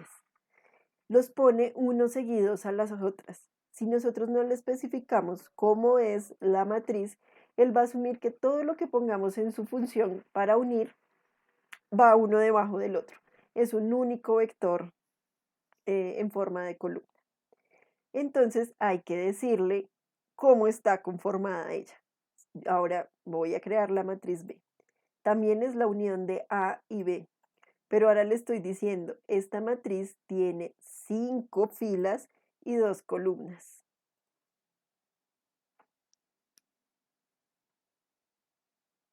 Miren cómo se ve. Se ve. Se ve como una variable y 2 variables, B1 y B2. Esa es una gran diferencia. Recuerden cuando estén trabajando con la función matriz, decirle cómo está organizada y cómo llenarla, porque miren que puedo agregarle la función byRow, lo que me permite es llenar primero las columnas y luego las filas. Voy a correr a C. Ahora voy a correr a B y C, seguida una de las otras. Miren cómo cambia. En B, él llenó primero, o sea, llenó primero las filas. El primer valor, el segundo, tercero, cuarto, quinto, y empezó con la siguiente variable.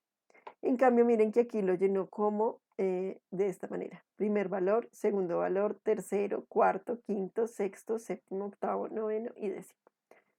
Primero llenando las filas. Entonces miren que sí cambia radicalmente la forma de la matriz. ¿Qué operaciones podemos hacer con matrices? Las mismas operaciones que podemos hacer con vectores dentro del álgebra matricial. Sumatoria de B y D, resta de B y D, multiplicación de B y D.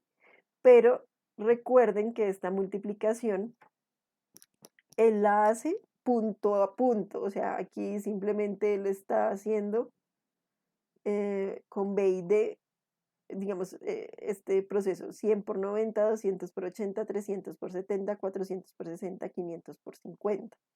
Es lo que está puesto de esta manera.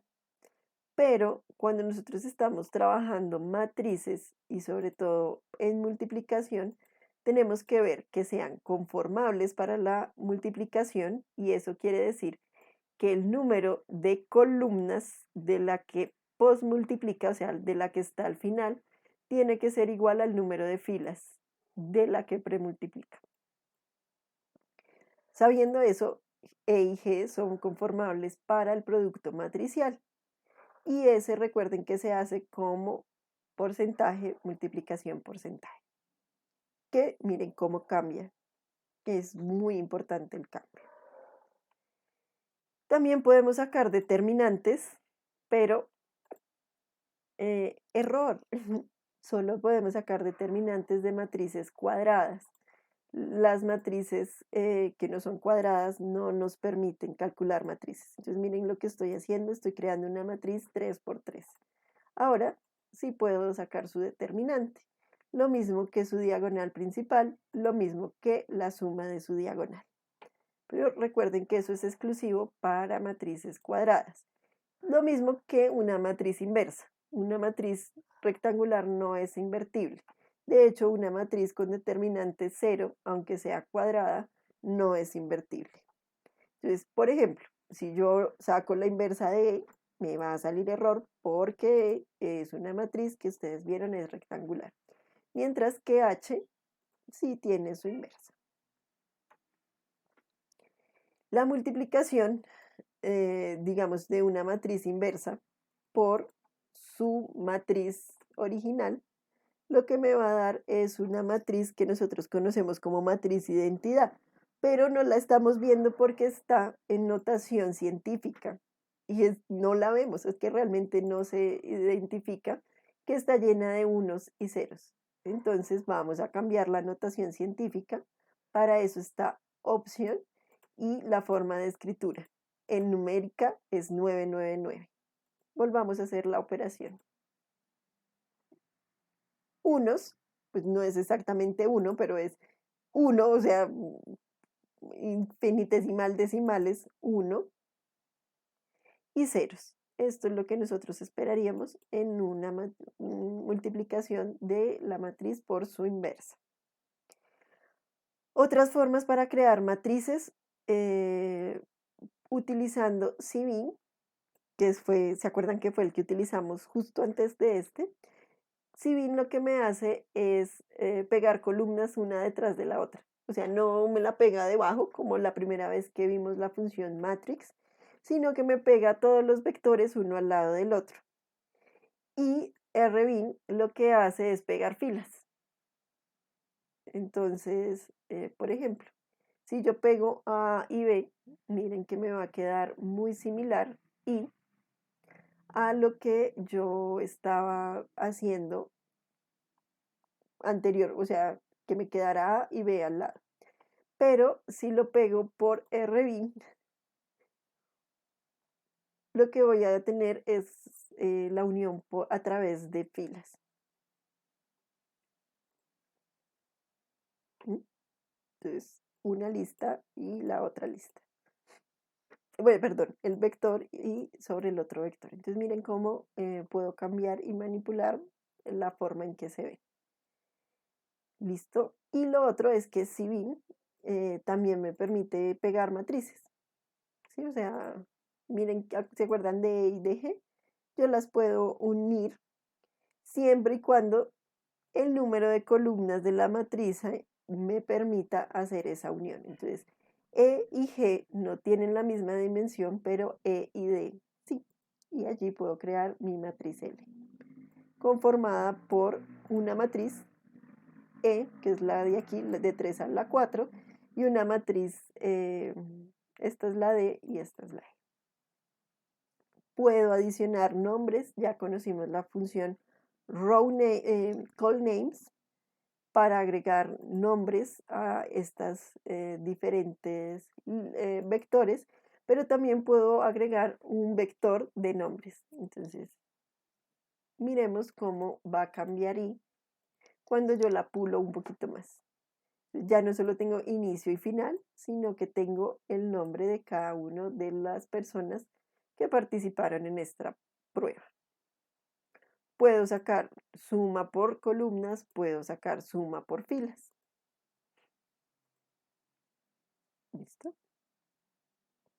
Suma por columnas, Carlos Ramiro y Tatán, bueno, todo lo que hicieron de la final de MasterChef, y las suma por inicio y final. ¿Listo? Finalmente, ¿para qué nos sirven todas estas matrices? Para resolver sistemas de ecuaciones. Es que a esto es a lo que vamos.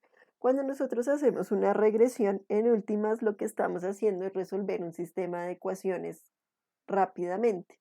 Entonces, es lo que nosotros podemos hacer. Si x más y más z es igual a 4, o bueno, digamos esta forma que nosotros jugábamos en matemáticas del colegio, miren que pues lo único que necesito hacer es crear cada una de esas matrices con los valores, o sea, aquí lo que yo estoy creando es esta matriz C es 4, 2 y 1, ¿listo? Y la matriz A está compuesta de x1, 2, 3, sí, o sea, aquí 1, 2 y 3 y también los valores de y, es lo que estoy agregando allí. Y con la función solve puedo solucionar el sistema. ¿Listo? Entonces en últimas, x es menos 6, y es menos 3 y z es 13. Todo muy bonito. La verdad es que hay muy chévere las listas y los vectores, pero es que lo más importante que nosotros necesitamos es entender un poco cómo funciona R, que es a lo que veníamos en últimas. Pues aquí les voy a decir, un operador es este y lo que dice es que estoy definiendo un objeto. O lo que decíamos, por ejemplo, lista inicial es producto de tal cosa. Entonces, estoy dándole definición a un objeto. Y el igual es casi un equivalente, pero no lo es. Es decir, funciona similar. Y lo voy a poner por aquí el ejemplo. Si yo le digo A, flechita, es igual a 2, él me va a decir, sí, efectivamente A es igual a 2. Usted me lo acaba de definir. Pero si yo digo A es igual a 2, lo que yo le estoy diciendo es que este objeto está definido desde antes. O sea, yo no le estoy haciendo una asignación ahorita. Yo sé que A es un valor conocido y es 2. En últimas, para R se visualizaría igual. ¿Sí? Escritura 1, escritura 2. Pero esto a nivel funcional tiene otras connotaciones. Entonces, si bien se pueden utilizar ambos, por el momento es mejor utilizar la definición de objeto. ¿Listo? Funciones generales que les van a ser muy útiles siempre. Get W, que les permite verificar el directorio de trabajo. Help o el signo asterisco, o sea, miren, si yo pongo aquí el signo asterisco, me va a abrir la ayuda,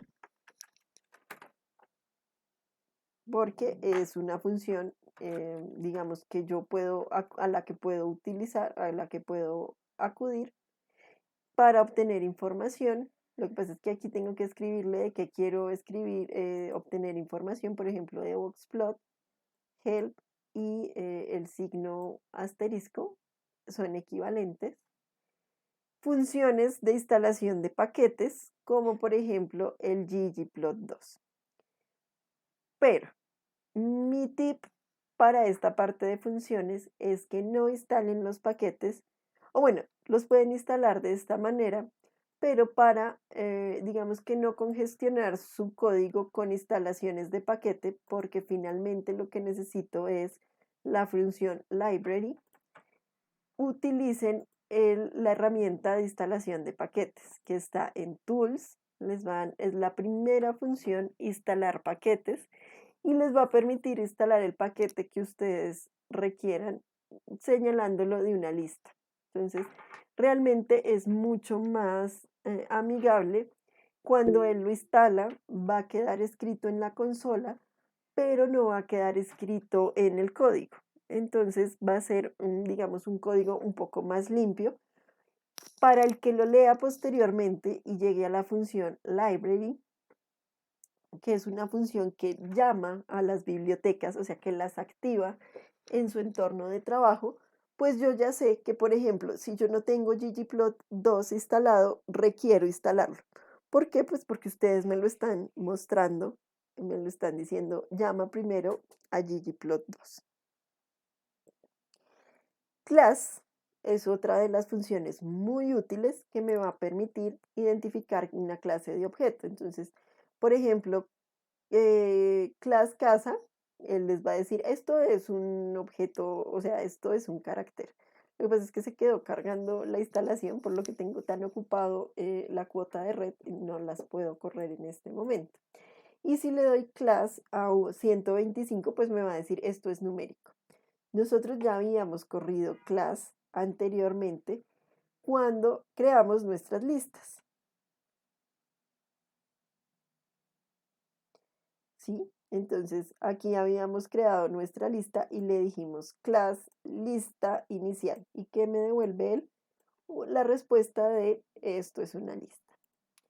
¿Qué otras funciones son muy útiles y por eso las tenemos aquí como para que no se les olvide utilizarlas? Names, que es lo que me permite crear, son vectores que van a asignarse como nombre. Y sepan que si yo utilizo names con la palabra null, lo que voy a lograr es eliminar nombres asignados a un vector o a una matriz.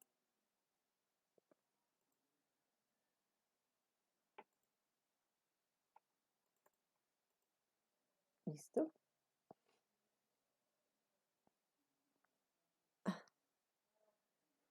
C, o sea, ustedes me van a decir cuál es la función aquí. O sea, aquí pues es fácil, la función names es la que me permite convertir, asignar nombres. ¿Cuál es la función aquí? La función, aunque no me lo crean, es C, la letra C. C es la forma o de convertir digamos, varios objetos que yo he separado por comas en un vector. Y venimos utilizándola desde el principio, o sea, desde que empezamos a ver estas sintaxis en R, hemos estado utilizando C, ¿sí? Entonces, cuando nosotros empezamos a crear nuestros vectores, por ejemplo, los vectores ciudad, población, menores de 5 años, desempleados en el 2013, en el 2014, mire, ya veníamos utilizando C. C es una de de las funciones más utilizadas porque lo que me va a permitir es crear vectores. Cualquier vector va a tener esta forma. C, si es numérico, lo van a escribir directamente, o sea, como 10, 20, 30, 40, 50. Si es de carácter, tiene que ir entre comillas. Dependiendo de la visualización que ustedes tengan del tema oscuro o claro, todo lo que está en comillas se va a ver en verde o en amarillo. Si ustedes le llegan a quitar una comilla a cualquiera de estas, toda la sintaxis se va a poner verde o amarilla. Ese es un error rápidamente identificable. Busquen dónde quedó abierta la comilla.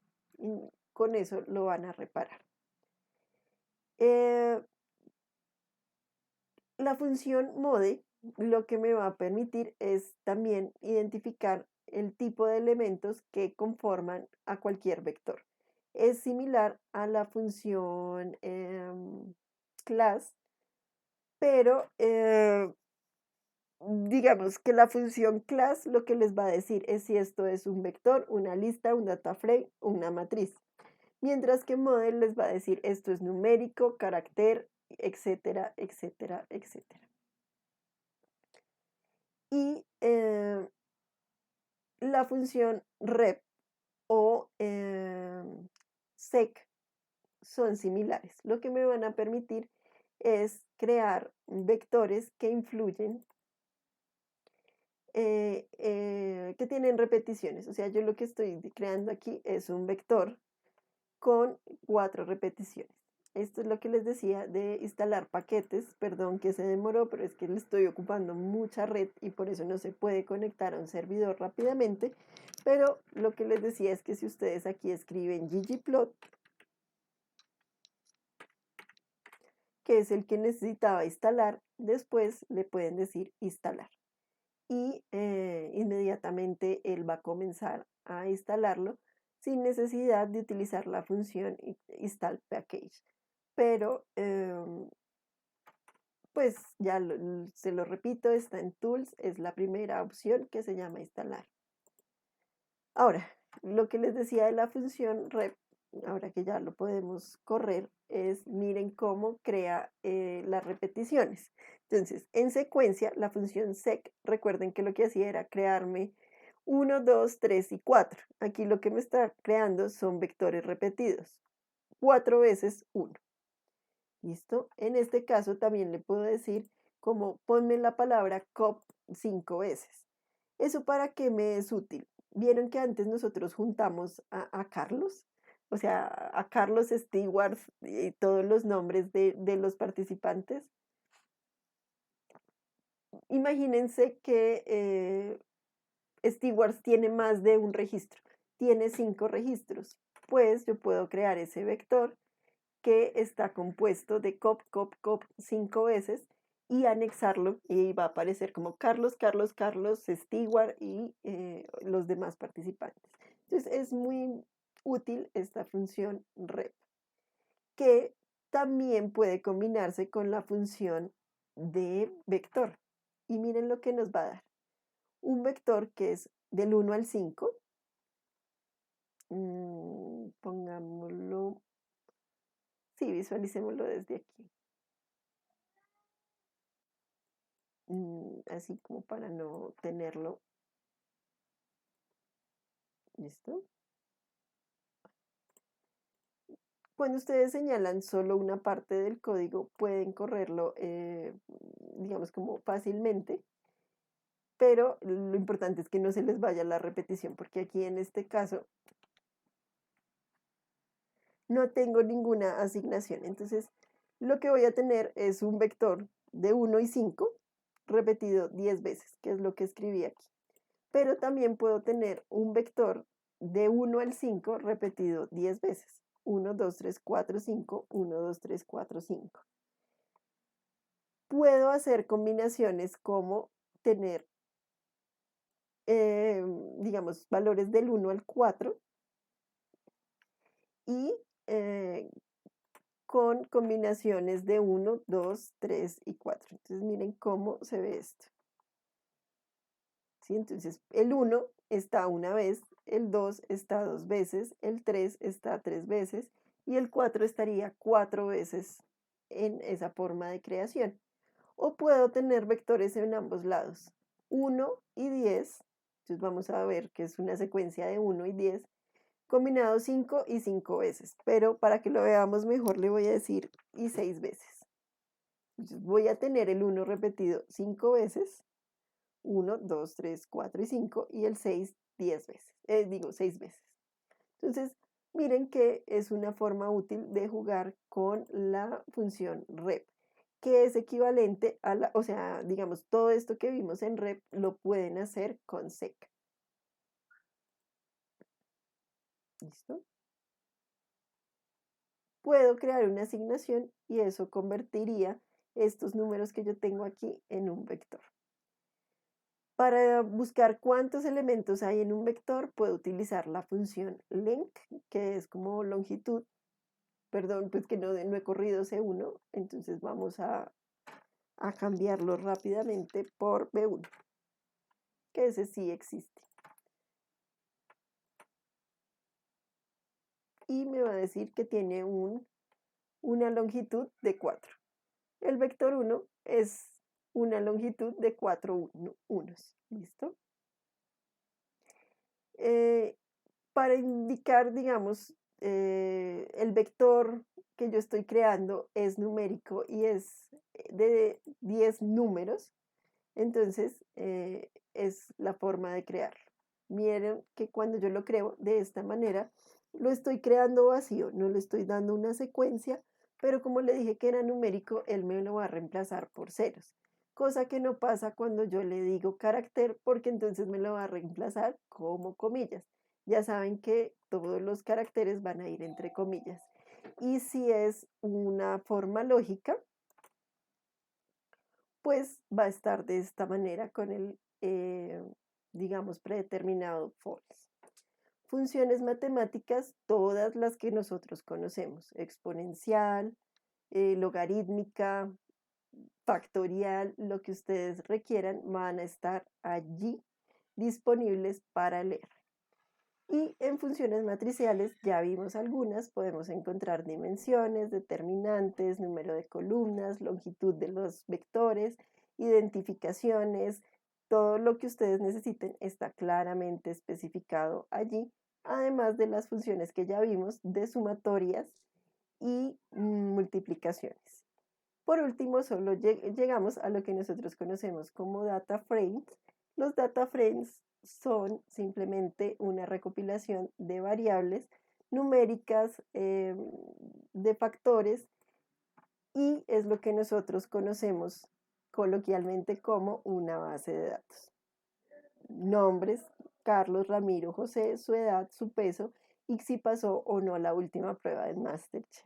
Entonces, miren que eso es lo que nosotros conocemos como data frame y es lo que en últimas vamos a utilizar en multivariantes. En multivariantes vamos a utilizar data frames provenientes de datos ambientales, pecuarios, productivos, lo que ustedes necesiten, convertidos en forma de matrices. ¿Listo? Pero eso es lo que quería mostrarles el día de hoy. Le agradezco a Víctor enormemente la invitación, el abrirme este espacio. Ya para terminar, no sé si que tengan dudas, preguntas, inquietudes, todo lo que necesiten preguntarme ahora, pues lo podemos hacer ahora por el chat o si ustedes revisan esta grabación, posteriormente nos pueden escribir al correo. Por supuesto, Rubén, cuéntanos. Voy a cerrar aquí el R.